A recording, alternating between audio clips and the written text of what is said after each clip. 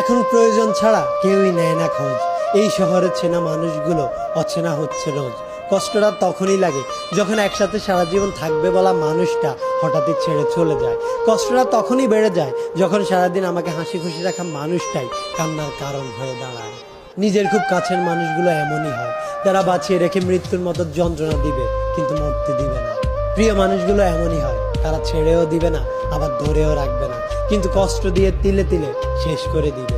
অতিরিক্ত ভালোবাসাটা হয়তো পৃথিবীর সবচাইতে বড় অপরাধ, যার শাস্তিটা নিজের প্রিয় মানুষটার কাছ থেকেই পাওয়া হয়। ভালো সেও বেসেছিল, কিন্তু তার ভালোবাসাটা আমাকে তার কাছে থাকতেই দিল না।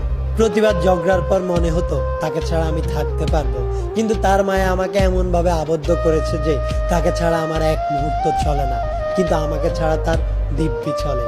এটাই ছিল তার ভালোবাসা। তার ফেলে রাখা স্মৃতিগুলো আজও আমাকে ভাবায়, মানুষ কত সুন্দর করে গুছিয়ে মিথ্যে কথা বলতে পারে।